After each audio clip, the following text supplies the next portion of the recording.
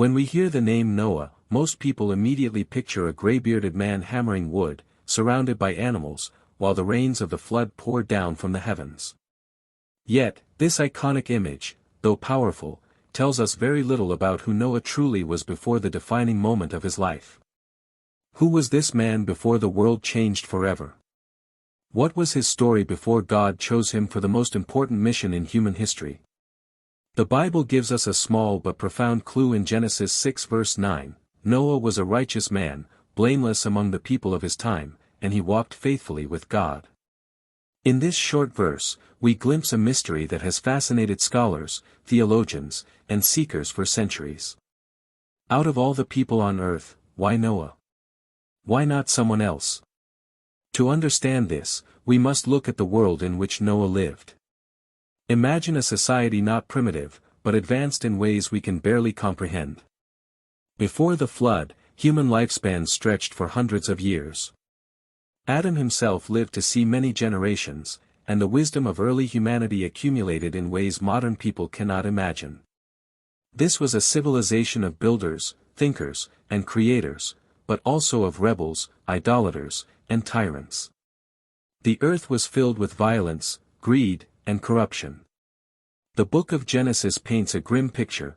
Humanity's thoughts and imaginations were only evil, continually. Within this world, two great lineages emerged. On one side were those who still remembered the Creator, the descendants of Seth, who tried to remain faithful. On the other side were the descendants of Cain, who carried with them the mark of rebellion and violence.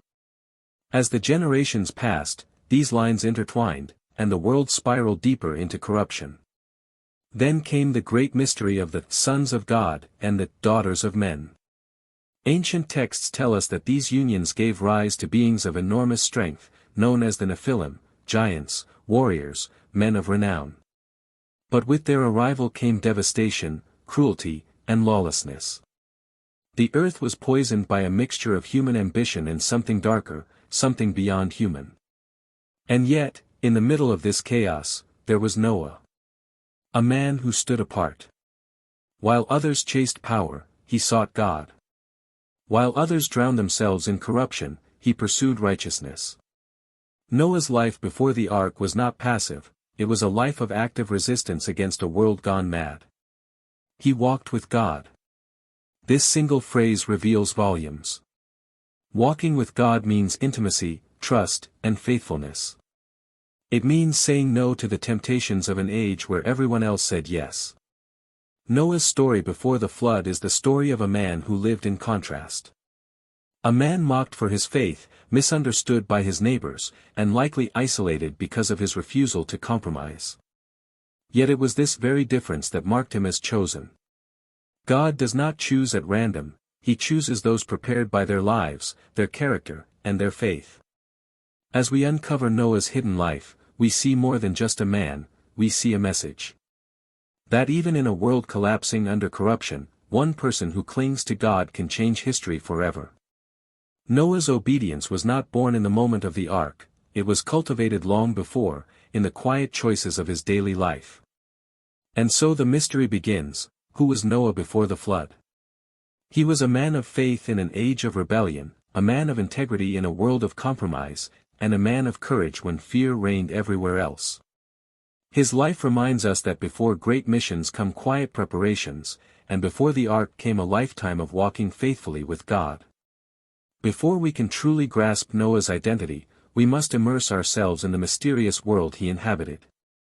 The pre-flood earth was not like ours. Scripture hints at an age of both great beauty and great terror. It was a time when nature itself seemed closer to perfection. Lifespans stretched into centuries, allowing wisdom and knowledge to multiply. Imagine men and women living long enough to master the secrets of the stars, the plants, the metals of the earth, and the mysteries of life itself. Legends from different cultures tell of ancient civilizations with knowledge so advanced that modern humans still marvel at their echoes, giant structures, complex mathematics, and astronomical alignments carved into the fabric of ancient monuments. But alongside this brilliance was darkness. Humanity's heart was corrupted. With long life came arrogance, with knowledge came pride. The same hands that could build cities also raised weapons. The same minds that could unlock creation's mysteries twisted them into instruments of control and domination. Genesis 6 verse 11 declares, "Now the earth was corrupt in God's sight and was full of violence." This was not just physical violence, it was spiritual rebellion on a global scale. Into this environment stepped Noah. To understand his uniqueness, we must imagine the constant pressure around him. Every neighbor, every ruler, every cultural voice whispered the same message: abandon God, live as you please, follow the gods of stone and fire. Yet Noah resisted. This resistance was not a one-time choice, it was a daily act of faith. He lived his life as a protest against the corruption of the world.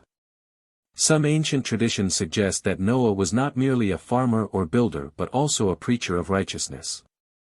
He warned his generation, not with swords or armies, but with words and deeds. Though they mocked him, he continued. Though they scorned him, he stood firm.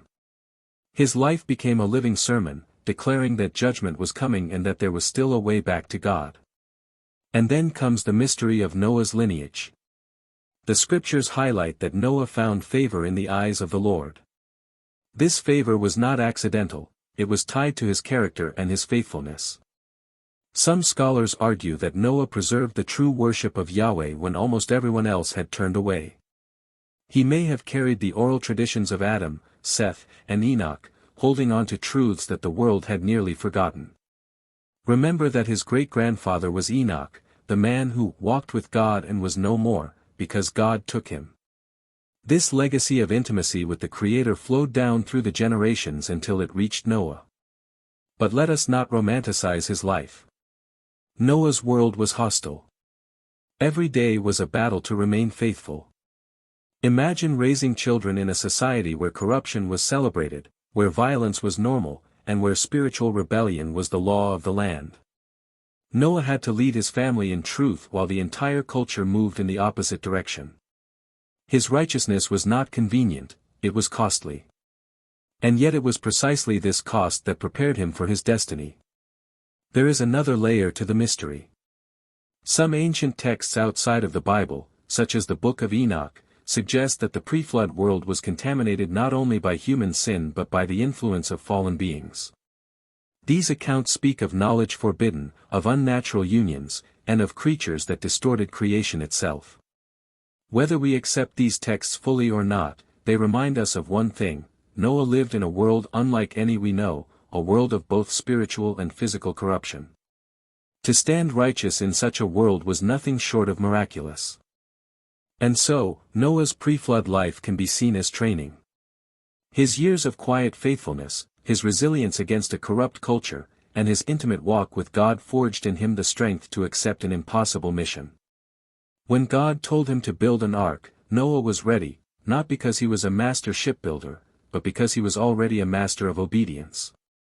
His preparation was not technical but spiritual. The mystery of Noah before the flood is this: he lived as though the flood was already on the horizon. Every choice he made, every step he walked with God, was building the foundation for the ark long before the first piece of wood was cut. His story reminds us that the greatest works of faith begin long before they are visible. They begin in the heart, in the hidden life, in the daily walk with God when no one else sees. When we imagine Noah before the flood, we often picture him only in the act of building the Arkansas. Yet the deeper mystery of his life lies in the years before that command was ever given. What did he look like as a man? What kind of daily life did he live? How did he raise his children? How did he carry the weight of faith when the world was collapsing in wickedness? These questions draw us closer to the reality that Noah's greatest work may not have been the ark itself but the unseen faithfulness that preceded it.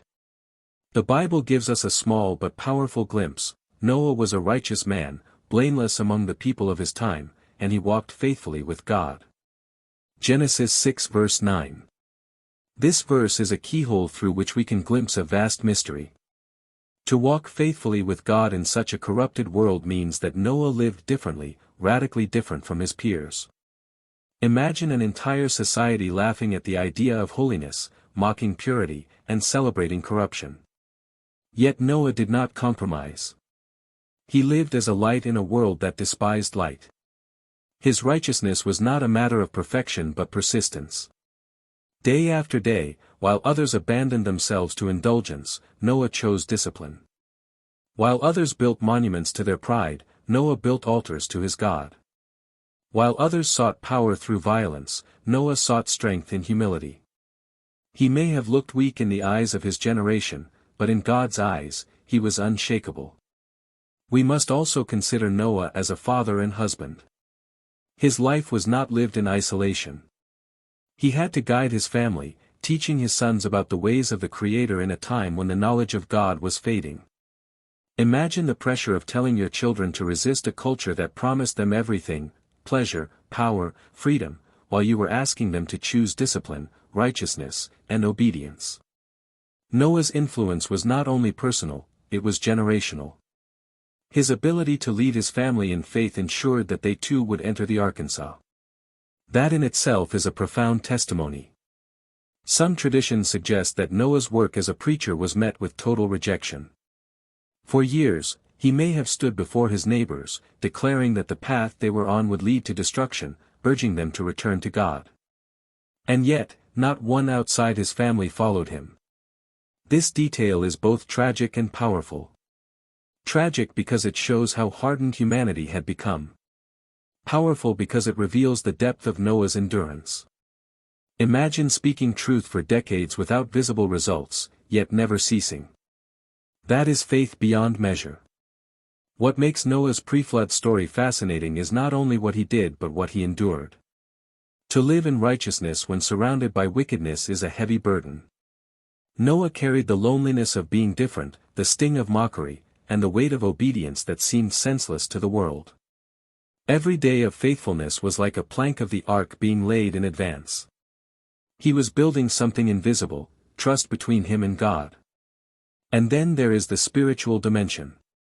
The pre-flood age, as some ancient texts suggest, was filled with strange and terrifying realities. Stories of giants, of forbidden knowledge, of heavenly beings who corrupted creation, swirl in the background. If these accounts hold any truth, Noah's faithfulness shines even brighter.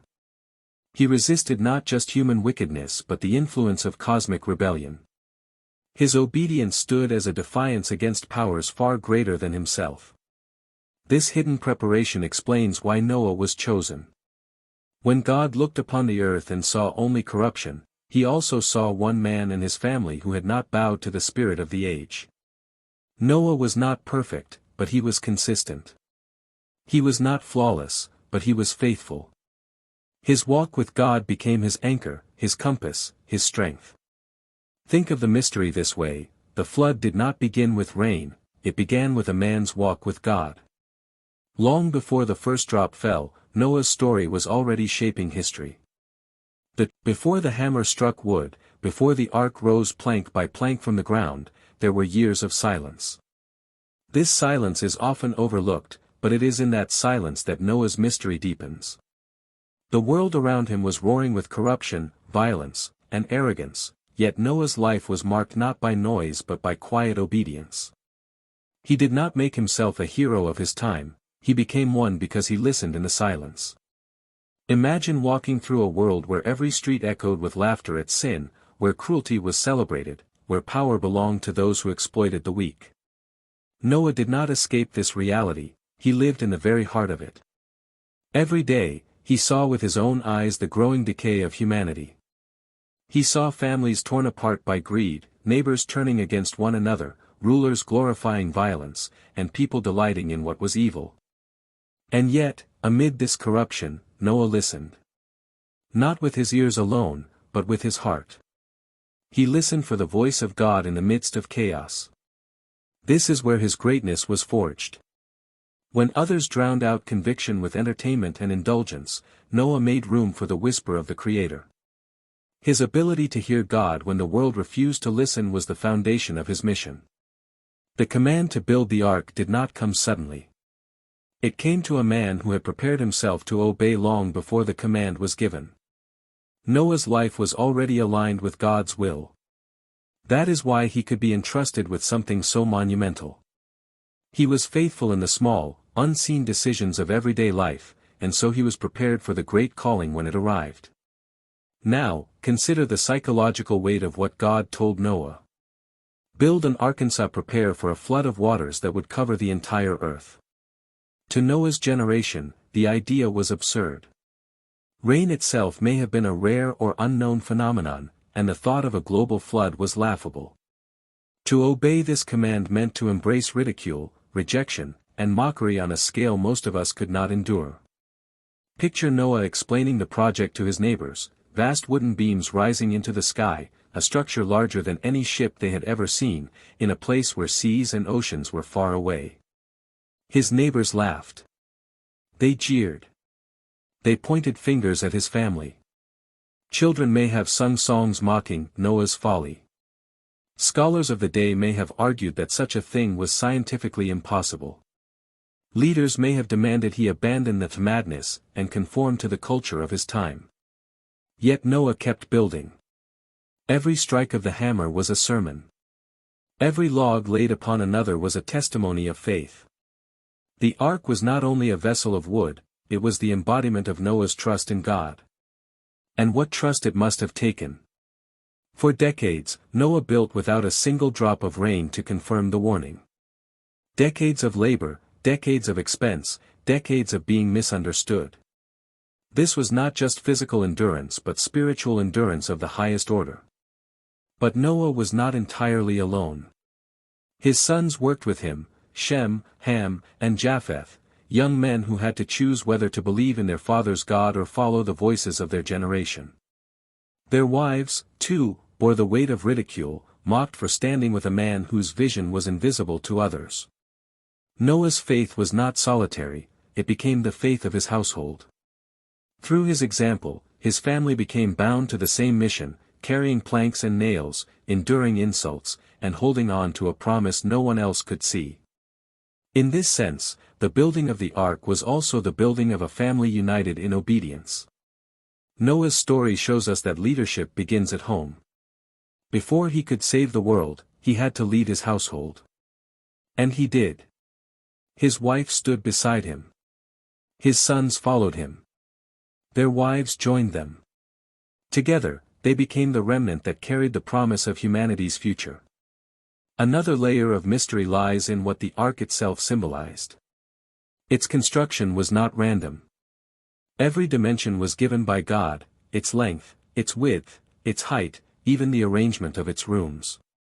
Noah did not design the ark, he followed the divine blueprint. This shows us something profound: salvation is not invented by man, but revealed by God. Humanity cannot save itself, it can only respond to God's plan. Noah's obedience to the details of the ark reflected his trust that God's way, however strange, was the only way. During these years, Noah preached, not just with words, but with actions.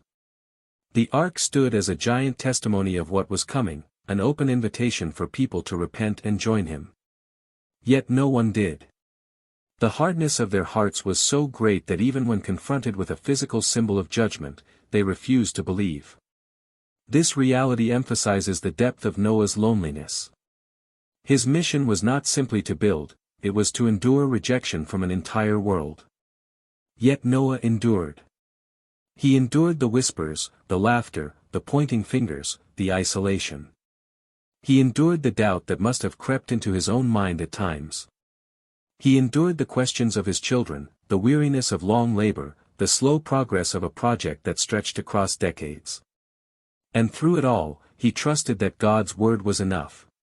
This is the essence of Noah's pre-flood story: he built not because he saw evidence, but because he believed a promise.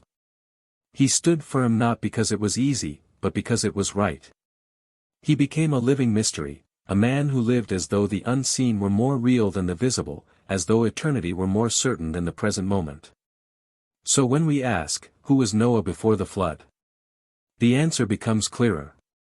He was a man who lived in the tension between ridicule and revelation, between the visible and the invisible, between the world's laughter and God's promise. He was the man who, in the face of overwhelming unbelief, chose to believe. And it was this faith, tested and proven in silence and in toil, that prepared him to face the storm when it finally came. The ark was not just a ship of wood, it was a monument of faith, rising higher each year as Noah and his sons pressed on with their labor. But imagine the scene as the years passed. What began as whispers of ridicule became open mockery. People traveled from villages and towns to witness the strange construction. Merchants might have used the ark as a landmark to describe directions: turn right after the fool's boat. Children grew up seeing the giant structure and laughing about Noah's madness. Generations mocked him, and yet Noah remained steadfast. Every nail he hammered was a testimony against their unbelief. Every tree cut down was a reminder that God had spoken. The ark became a visible prophecy, stretching across time, declaring what was to come. And still, the people would not listen. It is easy for us, thousands of years later, to read this story and think of the people around Noah as foolish. But how different are we today? Do we not also mock warnings of judgment? Do we not also trust in the comfort of the present while ignoring the possibility of an end? Noah's generation reflects the heart of humanity across history, a heart that loves its own ways more than God's truth. Noah, however, carried the burden of truth on his shoulders. He knew what was coming. He had seen the corruption of mankind grow worse with each passing year. He understood that the violence, the greed, the lust, and the arrogance had reached a point of no return. When God looked at the earth and saw that every thought of man's heart was only evil continually, he chose Noah, not because Noah was sinless, but because Noah was willing to listen, willing to obey, willing to trust. The years of construction tested Noah's endurance. He was no longer young when he began, and the decades of toil must have weighed heavily on his body. Imagine the aches in his hands, the strain in his back, the exhaustion in his bones. Yet he pressed on, driven not by strength but by conviction. His mission was bigger than his discomfort. His calling was greater than his suffering. Meanwhile, his family shared in this endurance. Shem, Ham, and Japheth became more than builders, they became preachers through their actions. They married women who chose to join this strange mission, women who left behind the security of fitting into society to stand beside their husbands and father-in-law. Their loyalty was not blind, it was built on trust in the God who had spoken. But the laughter of the world never stopped. It grew louder. Imagine feasts where people drank and toasted to Noah's ship. Imagine festivals where stories of the crazy builder were told for entertainment. Leaders, nobles, and kings may have mocked him openly, calling him delusional, superstitious, a danger to society. Perhaps some even threatened him, accusing him of spreading fear among the people. And yet, Noah did not stop. The ark rose higher, and with it rose the weight of responsibility. Noah knew this vessel was not for animals alone. It was for the preservation of the future. Every measurement was divine, every plank fitted according to God's plan. The ark was a vessel of mercy, not just judgment. Though it would protect only Noah's family and the animals, its very existence was an open door. Anyone who repented, anyone who turned back to God, could have found safety within its walls. But no one came. Not one soul outside Noah's family believed. That silence, that rejection, was perhaps the heaviest burden Noah carried. The ark was ready to save more, but the world had closed its ears. Then came the moment when God's instructions grew even stranger. Noah was told to bring animals, 2 of every kind, and 7 of the clean animals, into the Arkansas. This was the sign that the time of warning was drawing to a close. Imagine the astonishment of the people when they saw pairs of animals moving toward the Arkansas: lions, tigers, elephants, birds of every color, creeping things of every shape, all guided by an invisible hand, marching toward Noah's foolish vessel. What a sight it must have been! People must have gasped in shock as they watched the impossible unfold before their eyes. And yet, even with the evidence of God's power displayed before them, their hearts remained unmoved. They explained it away, mocked it, or ignored it. This reveals something chilling: even when faced with miracles, a hardened heart refuses to believe. As the animals entered the ark, Noah must have felt both awe and sorrow. Awe at witnessing God's hand gathering creation to safety, and sorrow that humanity was missing its chance.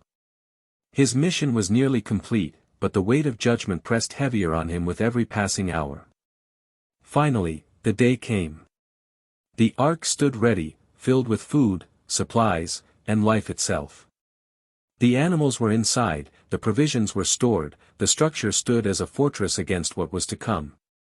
And then, God gave the command: Noah, his wife, his sons, and their wives were to enter.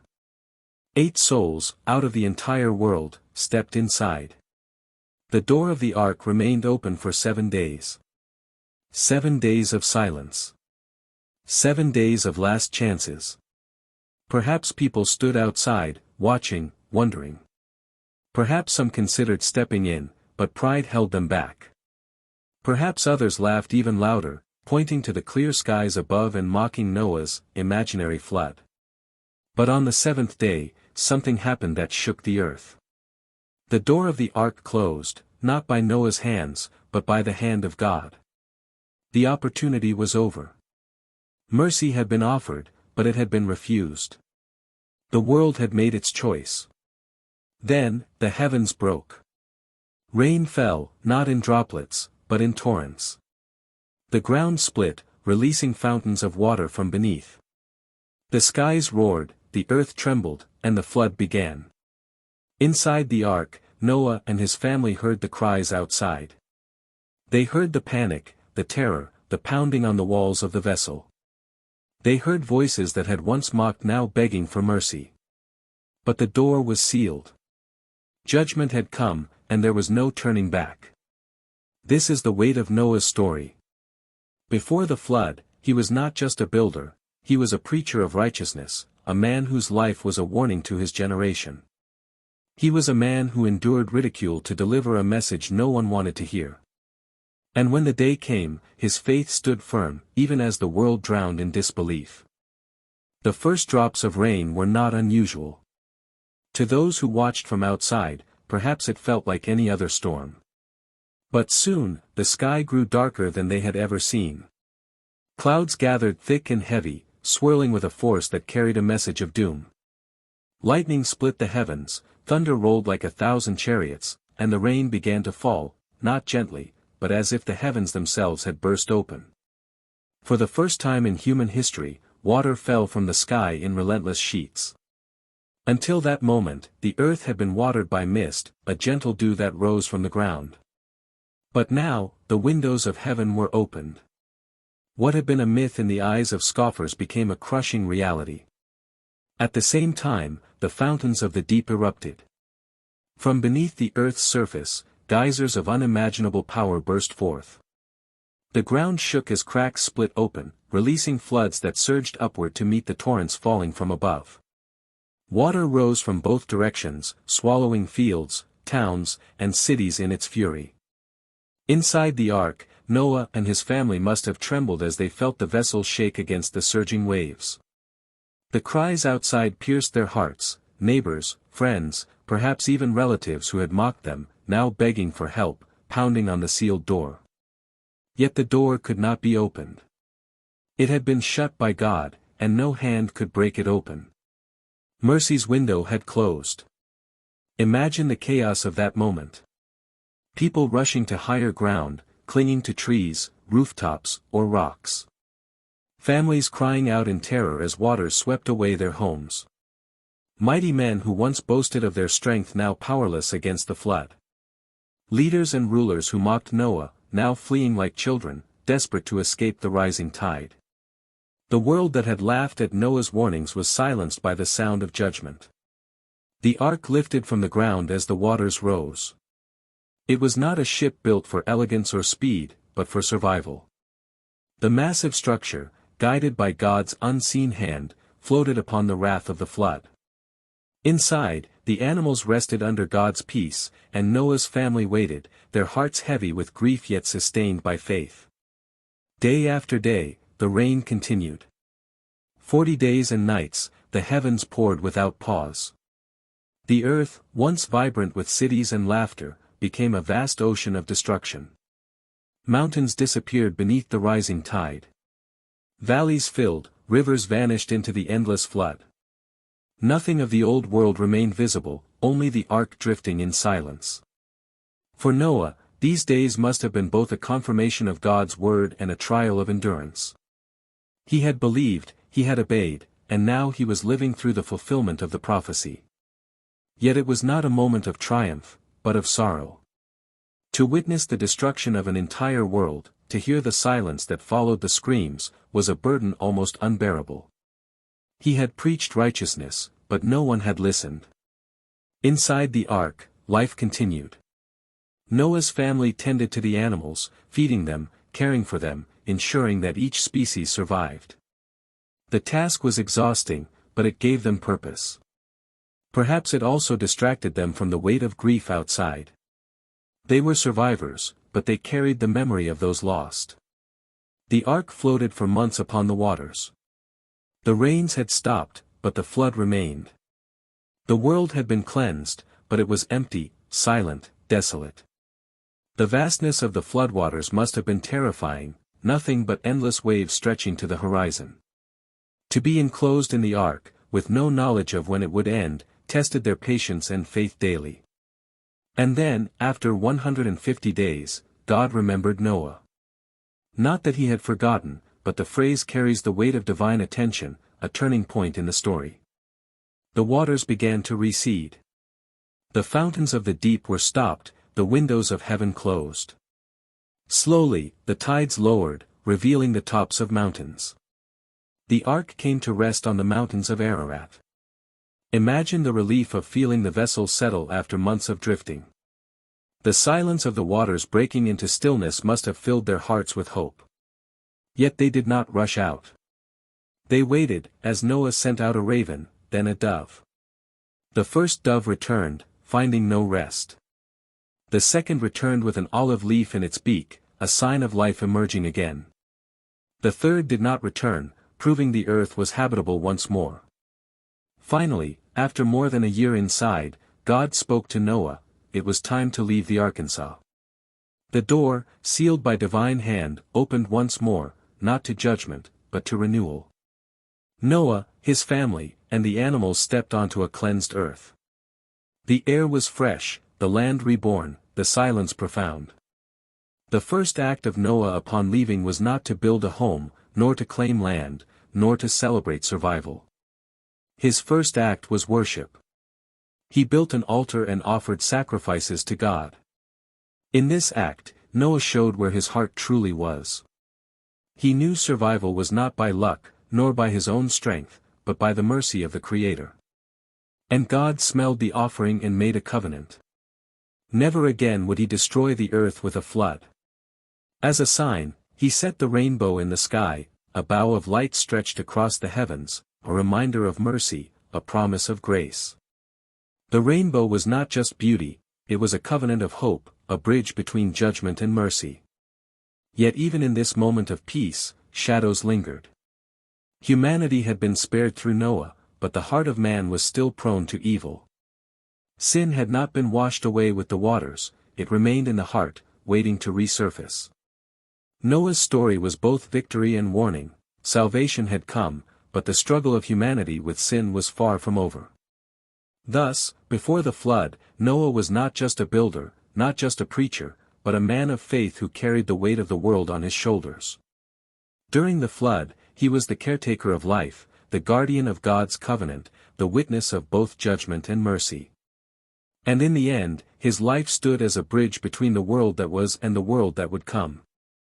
The world that Noah stepped into after the flood was not the same world he had left behind. The familiar fields, the bustling villages, the laughter of children, and the arrogance of men, all had been erased by the waters. What lay before him was a new beginning, a land still soft from the retreating waters, hills reshaped, valleys carved by currents, a silence broken only by the sound of wind and birds newly freed from the Arkansas. It was not just a new earth, it was a new chapter in human history. Noah's first act upon leaving the ark, as recorded, was deeply significant. He built an altar to the Lord and offered sacrifices from the clean animals and birds he had preserved. This moment defined Noah's character. He did not bow in fear before the destruction he had witnessed, nor did he first seek to build for himself. His first instinct was worship. It was gratitude that filled his heart, a recognition that everything, the survival of his family, the preservation of creation, was a gift from God. And God responded. Scripture tells us that he smelled the pleasing aroma, and then made a promise that would shape the future of mankind. He declared that never again would he curse the ground because of man, never again would he destroy all living creatures as he had done. Though humanity's heart remained inclined toward evil, God set his mercy above his wrath. To seal this covenant, he gave a sign, the rainbow. Imagine Noah's family standing in awe as the first arch of radiant colors stretched across the sky. To them, it was not merely a spectacle of light, but the signature of God across the heavens, a visual reminder of his promise. Every time the rains would fall, every time clouds would gather, mankind would look upon the bow in the clouds and remember mercy. But God's covenant went deeper still. He blessed Noah and his sons, commanding them to be fruitful and multiply, to fill the earth once more. In that blessing was both hope and responsibility. Noah's family were not simply survivors, they were the foundation of humanity's future. Every nation, every culture, every people of the earth would trace their lineage back to these 8 souls who stepped off the ark. Yet alongside the blessing came a new order. God placed the fear of man upon the animals, ensuring that mankind would rule over them. He also allowed, for the first time, the eating of flesh, though he commanded that blood, the symbol of life, must not be consumed. In this, God established a principle that life belonged to him, that the shedding of blood carried sacred weight. He instituted justice, declaring that whoever shed man's blood would be held accountable, for humanity was made in his image. This covenant laid the foundation for human society and law, binding mankind to respect the sanctity of life. Noah, the man who had once been ridiculed for building a massive ark, now stood as the patriarch of a renewed world. His obedience had preserved life. His faith had carried mankind through judgment. His covenant with God had secured the future. Yet, as with all human stories, his legacy carried both light and shadow. In the years after the flood, Noah planted a vineyard. Perhaps he longed for peace, for the sweetness of the land after such turmoil. But from that vineyard came a moment of weakness. He drank of the wine, became drunk, and lay uncovered in his tent. This event, though brief, revealed that even the righteous are not free from frailty. The man who had withstood the scorn of a generation and the terror of the flood stumbled in the quiet of his later years. What followed became a lesson in family and respect. Ham, Noah's son, saw his father's nakedness and told his brothers, seemingly mocking or dishonoring him. But Shem and Japheth acted with dignity, covering their father without looking upon him, preserving his honor. When Noah awoke and learned of what had happened, he pronounced a curse on Canaan, Ham's son, while blessing Shem and Japheth. This moment, though shadowed by human weakness, became a turning point that shaped the destinies of Noah's descendants. From Shem would come nations of blessing, including the lineage of Abraham, Isaac, Jacob, and ultimately the Messiah. From Japheth would come the expansion of peoples across distant lands. From Ham's line would rise mighty nations, often in conflict with the descendants of Shem. Thus, even within Noah's family, the future of the world began to unfold. The covenant of Noah, often called the Noahic covenant, stands as one of the most universal in all of Scripture. Unlike later covenants made with Israel or with specific individuals, this was made with all of humanity, with every living creature, with the very earth itself. The rainbow that stretches across the sky speaks not only to Noah's descendants but to every generation that has ever lived. It is a promise written in light, unchanging, enduring, visible to believer and unbeliever alike. And yet, the rainbow is not only a promise of mercy, it is a reminder of judgment past. Each time it shines, it recalls the flood, the day when God's patience ended and the world was cleansed. It is both a symbol of hope and a warning, urging mankind not to forget the lessons of the past. Noah lived for centuries after the flood, his presence a living testimony to God's power and grace. Children and grandchildren would have gathered around him, hearing firsthand the story of the old world, the corruption that led to its end, the building of the ark, the terror of the rains, and the peace of God's covenant. He was the bridge between worlds, the last voice of a generation destroyed, and the first voice of a new humanity. But even as Noah grew old, humanity began to stray once again. Though the earth had been cleansed, the human heart was still prone to rebellion. The covenant stood, the rainbow glowed, but sin whispered still. And soon, mankind would once again rise in pride, seeking to build monuments to themselves rather than honor to God. The story of Babel was on the horizon. Noah's legacy, therefore, is not merely about survival. It is about faith in the unseen, obedience in the face of ridicule, worship in the shadow of destruction, and humility even in weakness. His life reminds us that God's plans are greater than human imagination, that His mercy endures even when judgment falls, and that every covenant He makes is unbreakable. To this day, when rainbows arch across the sky, they speak silently of Noah's story. They whisper of a man who trusted when others doubted, who obeyed when others rebelled, who endured when others perished. They tell of a God who judges with righteousness but who delights in mercy. And they point forward, beyond Noah, to the greater covenant to come, a covenant sealed not with the blood of animals, but with the blood of the Lamb. Noah's story is not just history. It is prophecy. It is warning. It is hope. And it is a reminder that, even when the world falls into chaos, faith can build an ark that saves not only a family but the future of mankind. The world after the flood was young, fragile, and full of promise. Noah's sons, Shem, Ham, and Japheth, stood as the patriarchs of all future peoples. From them would spring the nations that would fill the earth, diverse in language, culture, and destiny. Yet behind the unfolding of this new humanity lay deeper mysteries, the blessings and curses spoken by Noah, the choices of his descendants, and the shadow of pride that would once again rise to challenge God. The descendants of Japheth spread wide and far. Their names, Gomer, Magog, Madai, Javan, Tubal, Meshech, and Tiras, would echo through the chronicles of nations. They would inhabit the coastlands, the far northern regions, and the islands, becoming seafarers, warriors, and builders of civilizations across distant lands.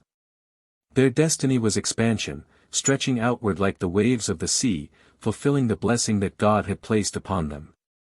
The line of Ham bore both strength and conflict. Cush, Mizraim, Put, and Canaan would father empires that loomed large in biblical history. From Ham's lineage would come Nimrod, the mighty hunter before the Lord, whose kingdom began with Babel, Erech, Akkad, and Calneh in Shinar. Nimrod's rise was no ordinary tale, he was remembered as a figure of power, defiance, and ambition. Some traditions describe him as the first great ruler after the flood, a man who sought to build kingdoms not in submission to God but in challenge to Him. And then there was Shem, blessed by Noah, destined to carry the sacred line. From Shem's descendants would come the Hebrews, the line of Abraham, Isaac, Jacob, and ultimately the Messiah.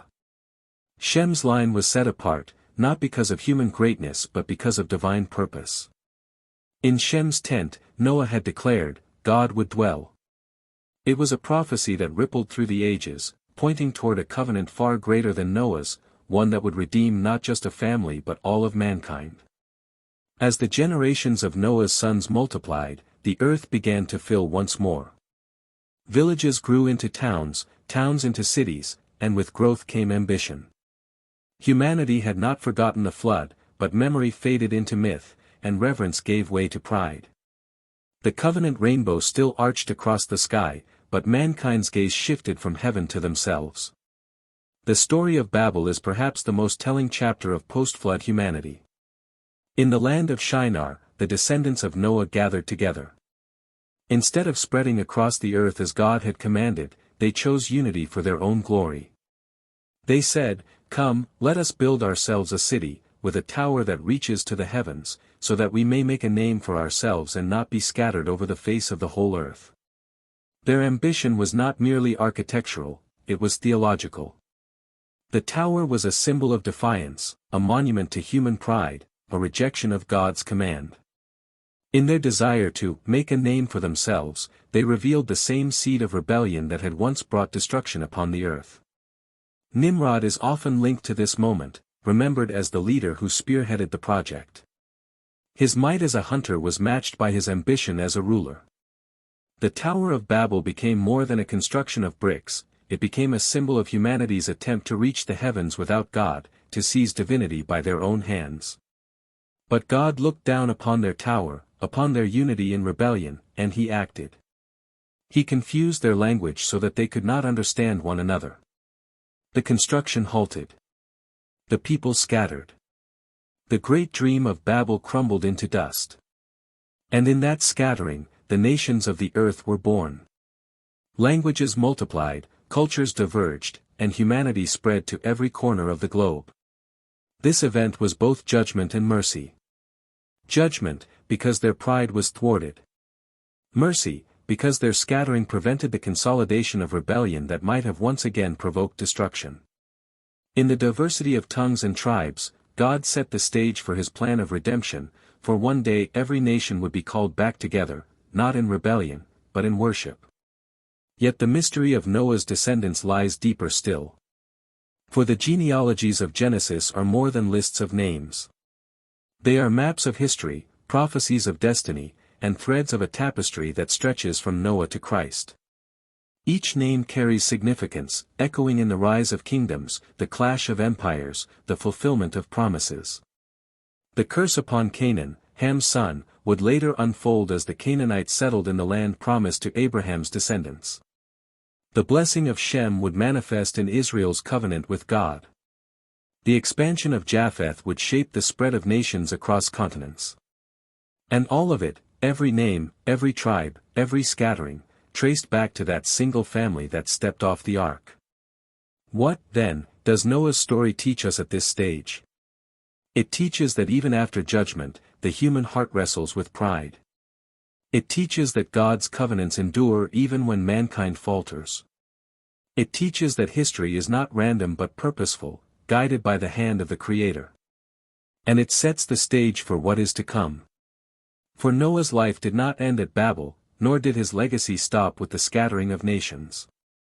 His story points forward, always forward, to the promises yet to be fulfilled. The rainbow still stretched across the sky, but now the world was fractured, divided by tongues and borders. Into that fractured world, God would one day speak again, calling a man named Abram from Shem's line, declaring a covenant of blessing for all nations. The mystery of Noah's life is therefore not confined to his own generation. It stretches beyond him, echoing through his children, their descendants, and the nations that arose from them. Noah was not merely a survivor of the flood, he was the root of all peoples, the patriarch of humanity's second beginning. His covenant was a bridge that carried mankind from destruction into hope, from judgment into mercy. And yet, in every rainbow, in every scattering of nations, in every tongue spoken upon the earth, the memory of Noah remains. His story whispers beneath the surface of history, reminding us of both the frailty of mankind and the faithfulness of God. The nations of Noah were not merely bloodlines, they were prophecies. In their destinies lay the rise and fall of empires, the struggles of kings, the cries of prophets, and the hope of salvation. And through it all, the hand of God moved steadily, preparing a path that would one day lead to the cross, where mercy and judgment would meet once more. The world after the flood was young, fragile, and full of promise. Noah's sons, Shem, Ham, and Japheth, stood as the patriarchs of all future peoples. From them would spring the nations that would fill the earth, diverse in language, culture, and destiny.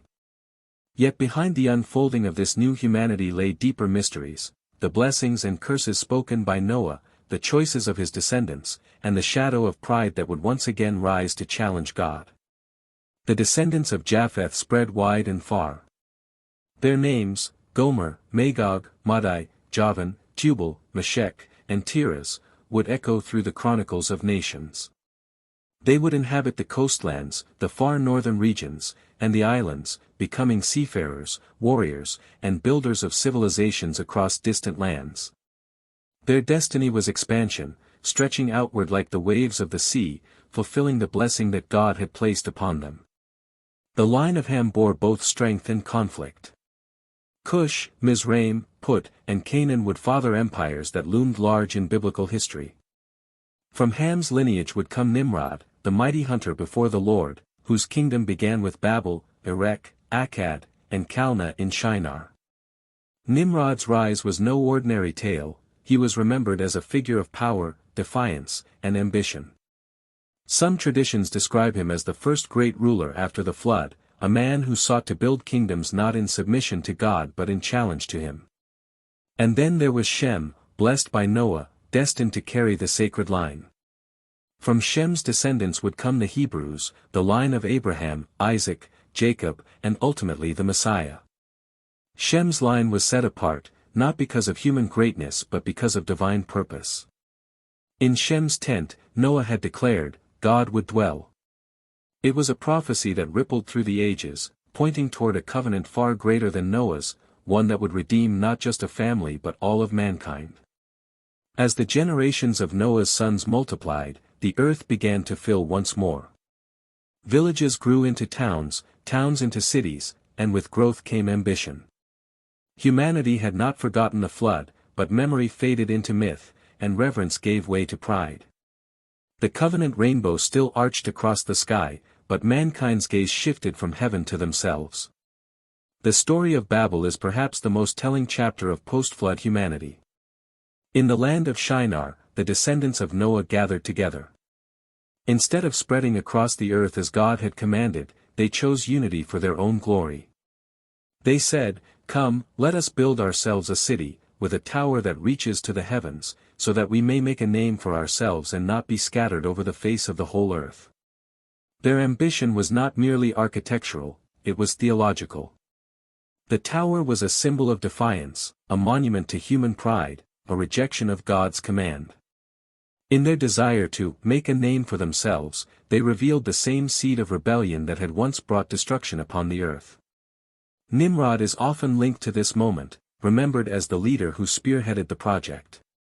His might as a hunter was matched by his ambition as a ruler. The Tower of Babel became more than a construction of bricks, it became a symbol of humanity's attempt to reach the heavens without God, to seize divinity by their own hands. But God looked down upon their tower, upon their unity in rebellion, and he acted. He confused their language so that they could not understand one another. The construction halted. The people scattered. The great dream of Babel crumbled into dust. And in that scattering, the nations of the earth were born. Languages multiplied, cultures diverged, and humanity spread to every corner of the globe. This event was both judgment and mercy. Judgment, because their pride was thwarted. Mercy, because their scattering prevented the consolidation of rebellion that might have once again provoked destruction. In the diversity of tongues and tribes, God set the stage for his plan of redemption, for one day every nation would be called back together, not in rebellion, but in worship. Yet the mystery of Noah's descendants lies deeper still. For the genealogies of Genesis are more than lists of names. They are maps of history, prophecies of destiny, and threads of a tapestry that stretches from Noah to Christ. Each name carries significance, echoing in the rise of kingdoms, the clash of empires, the fulfillment of promises. The curse upon Canaan, Ham's son, would later unfold as the Canaanites settled in the land promised to Abraham's descendants. The blessing of Shem would manifest in Israel's covenant with God. The expansion of Japheth would shape the spread of nations across continents. And all of it, every name, every tribe, every scattering, traced back to that single family that stepped off the ark. What, then, does Noah's story teach us at this stage? It teaches that even after judgment, the human heart wrestles with pride. It teaches that God's covenants endure even when mankind falters. It teaches that history is not random but purposeful, guided by the hand of the Creator. And it sets the stage for what is to come. For Noah's life did not end at Babel, nor did his legacy stop with the scattering of nations. His story points forward, always forward, to the promises yet to be fulfilled. The rainbow still stretched across the sky, but now the world was fractured, divided by tongues and borders. Into that fractured world, God would one day speak again, calling a man named Abram from Shem's line, declaring a covenant of blessing for all nations. The mystery of Noah's life is therefore not confined to his own generation. It stretches beyond him, echoing through his children, their descendants, and the nations that arose from them. Noah was not merely a survivor of the flood, he was the root of all peoples, the patriarch of humanity's second beginning. His covenant was a bridge that carried mankind from destruction into hope, from judgment into mercy. And yet, in every rainbow,